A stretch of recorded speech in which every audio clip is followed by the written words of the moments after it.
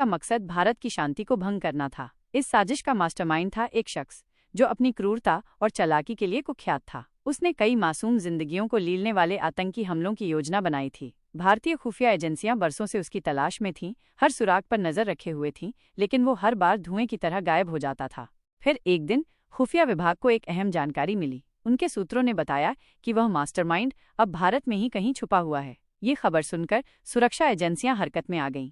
राष्ट्रीय जांच agency NIA के तेज तर्रार अधिकारी इस मिशन पर लग गए। उनके सामने चुनौती ये थी कि उस शातिर अपराधी को ढूंढ निकालना था जो भेष बदलने में माहिर था और आम लोगों के बीच घुल मिल गया था। जांच शुरू हुई। खुफिया जानकारी के छोटे छोटे टुकड़ों को जोड़ा जाने लगा। हर संदिग्ध गतिविधि पर बारीक नजर रखी जा रही थी। महीनों की कड़ी मेहनत के बाद NIA के अधिकारियों को एक ऐसा सुराग मिला जिसने उनकी उम्मीद जगा दी। उन्हें पता चला कि एक शख्स जो हाल ही में सीमा पार से भारत आया है, एक छोटे से शहर में दर्जी का काम कर रहा है। उसकी पहचान संदिग्ध लग रही थी और उसके अतीत के बारे में कोई ठोस जानकारी नहीं मिल पा रही थी। अधिकारियों ने उस दर्जी पर चुपचाप निगरानी रखना शुरू कर दिया।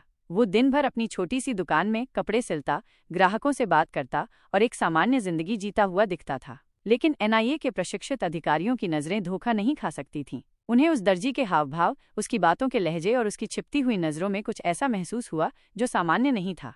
धीरे धीरे खुफिया जानकारी और उस दर्जी की गतिविधियों का विश्लेषण करने के बाद NIA के अधिकारियों को यकीन हो गया कि यही वो मास्टरमाइंड है जिसकी उन्हें बरसों से तलाश थी। वो अपनी पहचान बदलकर और एक साधारण सा पेशा अपनाकर भारत में छिपने में कामयाब हो गया था। अब उसे पकड़ने की बारी थी। NIA ने एक गुप्त योजना बनाई। वे नहीं चाहते थे कि उसे भागने का कोई मौका मिले या आम लोगों को कोई खतरा हो। एक सुबह जब वो दर्जी अपनी दुकान खोल रहा था, सादे कपड़ों में कुछ लोग वहां पहुंचे। उन्होंने उससे कुछ कपड़े सिलवाने की बात की। दर्जी ने उन्हें अंदर बुलाया और काम में जुट गया। अचानक पलक झपकते ही उन लोगों ने उसे घेर लिया। इससे पहले कि वो कुछ समझ पाता या विरोध कर पाता, उसे पकड़ लिया गया। उसके चेहरे पर डर और हैरानी के भाव थे। वो समझ गया था कि उसका खेल खत्म हो चुका है।